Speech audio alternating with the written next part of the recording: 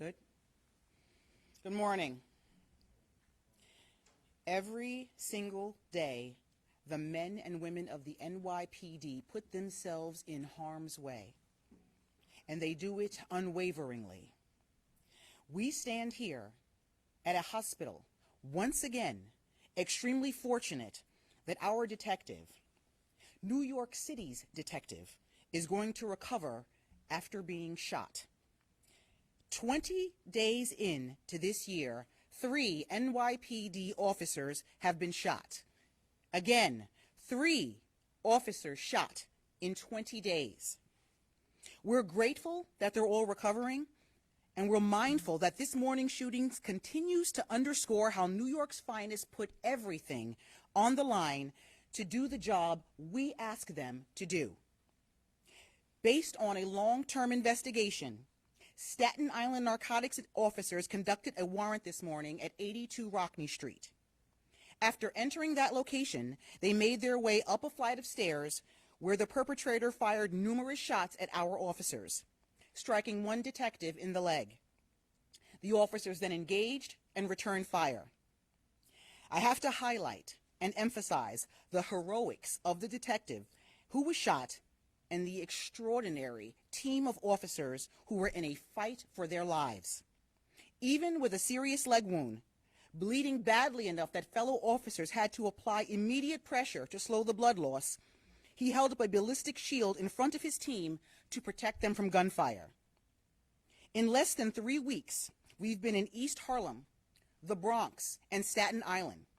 These deadly, illegal guns know no neighborhoods. It's officers like we witnessed today that I am sincerely grateful to for their bravery, their courage, and their willingness to continue to make every effort to keep this city safe. And they need and deserve the support to do it. I want to thank the excellent medical staff here at Staten Island University Hospital for all of their work. I'm going to pass it over to the Deputy Mayor, Lorraine Grillo, for her comments as well.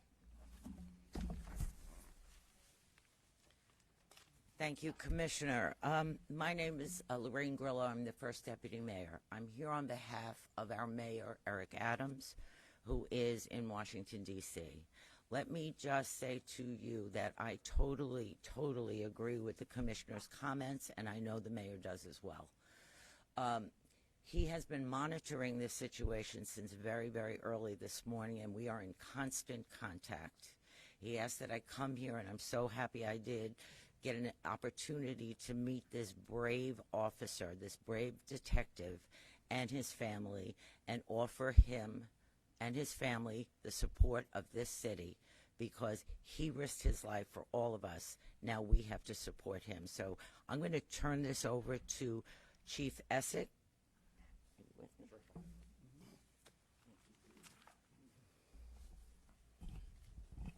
Good morning, everybody. This is Chief Essex, Chief of Detectives. I'm just going to walk you through a little bit of the investigation. At 6:02 this morning, at 82 Rockney Street, Staten Island narcotics personnel executed a search warrant issued by the Staten Island District Attorney's Office. We also had an arrest warrant for our subject, our case subject there. The location is a semi-attached house consisting of 2 stories, and it was the target of a long-term narcotics investigation. A few minutes after 6, narcotics personnel breached the front door, location attired in their NYPD tactical vests and shields, announcing their presence. The first floor is an open area, and the team made its way up into the second floor. There are 3 bedrooms and a bathroom, separated by a tight, long, narrow hallway. As the team got to the first bedroom, they were fired upon from the bedroom down the hall. Our officer is hit in the right leg, but heroically managed to cover the remaining members of his team with his ballistic shield, saving potential injury to other members of his team. Multiple officers returned fire, striking our shooter. Our shooter is identified as a Nelson Pizarro, and he is taken into custody. He's a male, 39 years old. A 9mm Beretta handgun is recovered on the scene. At this point, it is not reported stolen, but further investigation into that gun is ongoing. He was shot in the right inner leg. He has 7 priors in New York State, 2 outside of New York State. He has a gun arrest in Massachusetts in '01 and a larceny in Connecticut. Within New York State, he has an aggravated license, criminal possession of a controlled substance, a reckless endangerment. When he's in prison, he brought in some prison contraband, another criminal possession of controlled substance, and a weapons possession. Also taken into custody was the case subject, whom we had the arrest warrant on for sale of controlled substance. He is an Anthony Marshall, male, 40 years old. He has 4 prior arrests in New York. In 2020, 2000, 01, and in 13, he has 2 priors for criminal sale of a controlled substance. In that 2013 arrest, that was a long-term investigation where he served 48 months in jail. He also has a New Jersey arrest for cocaine distribution in 2018. 2 other females were taken into custody from the location. I just want to caution, this investigation is 3 hours old. It is very, very preliminary information and subject to change. With that, I will turn it over to the DEA President, Paul DiGiacomo.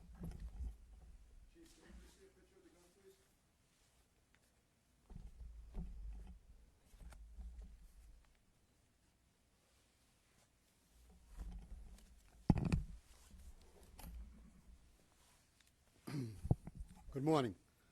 My name is Paul DiGiacomo, President of the Detectives Endowment Association. We've been saying this for 2 years now, that there are too many guns on the street. The NYPD has made over 8,500 gun arrests, and we walk past hundreds of guns a day. Hundreds of guns a day.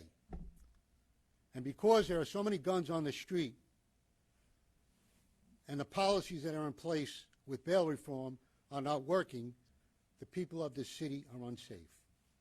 And I'm calling on the governor, the Senate leader, and the Assembly leader to fix the laws that they broke to keep the people of this city safe. We have 2 police officers that were shot and 1 detective in the last 20 days. We have an 11-month-old child struck by a stray bullet, and multiple shootings throughout the whole city of New York. What else does it take to change the laws that you broke? They need to be fixed. And a message to our criminal element out there: if you're carrying a gun and you use that gun against a New York City police officer or a detective, we will find you. Thank you.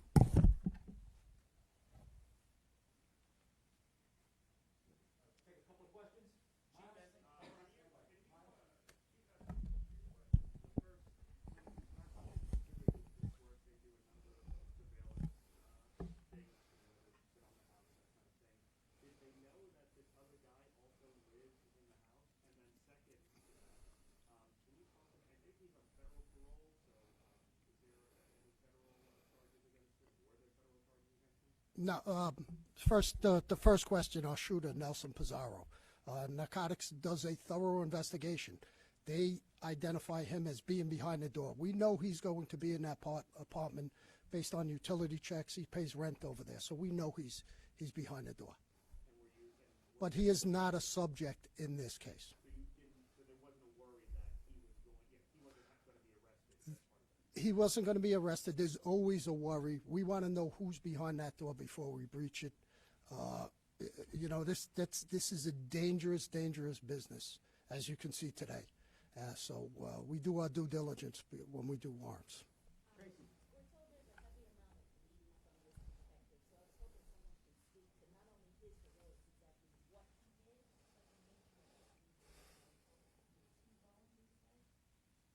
Doctor?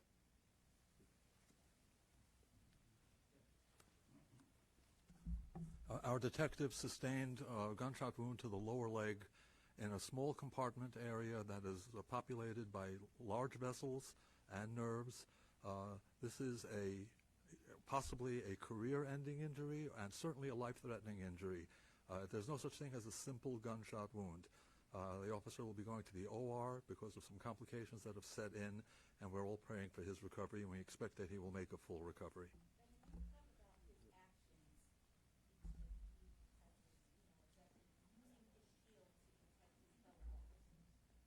I'm sorry, I didn't understand the question. So as we make it up to the second floor, if you can only imagine, there's a bedroom to the right in front of him. It's a narrow hallway that swings off to the right. 3 bedrooms, bedroom 1, bedroom 2, bedroom 3's down the hall looking down at the offices. So it's a narrow hallway. As we go up to the second floor, the subject opened fire coming from bedroom number 3. Our officer is struck in the right leg and goes down. He is carrying the ballistic vest. So he manages to hold that ballistic vest with injuries to his leg, potentially saving the lives or serious injury to his partners.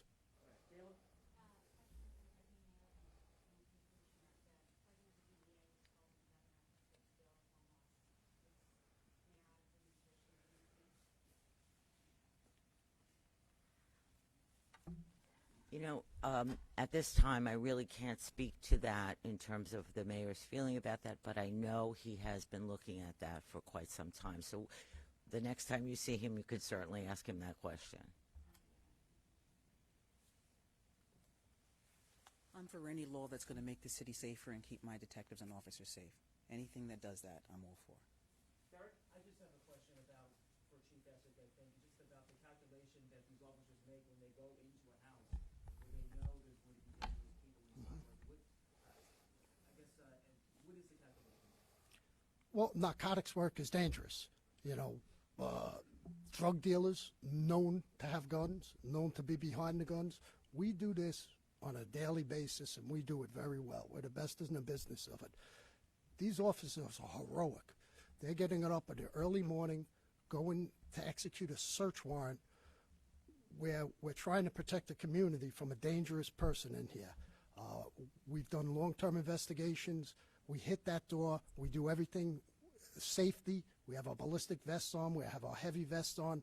It is dangerous work, but that's why we're police officers. That's why these men and women do this every day out there, and courageously. And may I add, with great restraint all the time.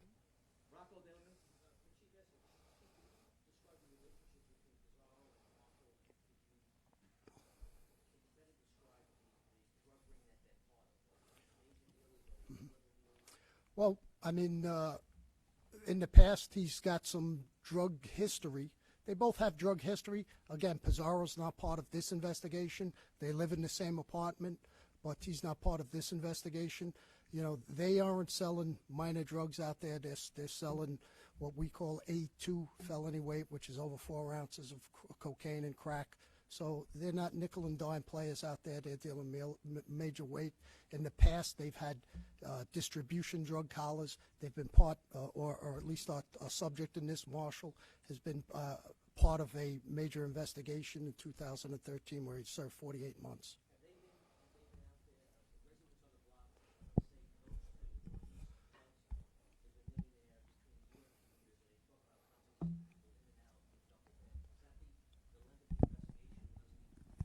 I'm not going to get into the investigation. We take complaints from community. We do self-initiated kites on self-initiated investigations on locations, and that's why we have our narcotics personnel out there to take drug dealers off the street. Joseph, Staten Island? Yeah, in looking at officers fired back at the individual who shot, is it clear how many shots were fired at and by officers at this point? No, there's an active crime scene going right now. Again, I cautioned you, it's 3 hours or so old. Crime scene's out there, and that's part of our ongoing investigation.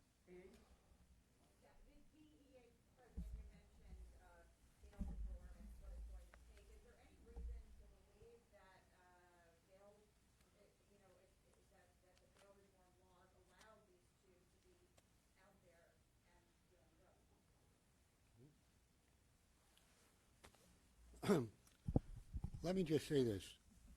It doesn't take a rocket scientist to figure out that the start of bail reform till now, there's a direct correlation to shootings, drug dealings, and violent crime in this city. It's clearly not working. We've told the Senate, we've told the Assembly to fix the laws on numerous occasions, reaching out to the governor to fix the laws because people are dying at an alarming rate. Children are dying at an alarming rate. And this is not fair to the communities in which we serve. All right, guys, the last question, Tracy.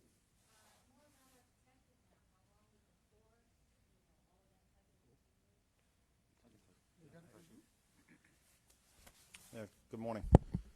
So the detective's been with the department for 10 years, and he's been assigned to the narcotics division for 4 years. He's received numerous medals and commendations. He's a very brave, very active police officer. Has never before fired his weapon in the performance of duty. I did. I don't know how long he's been. I know he is married. I don't know how long ago he was married. All right, guys, thank you, everyone. Thank you.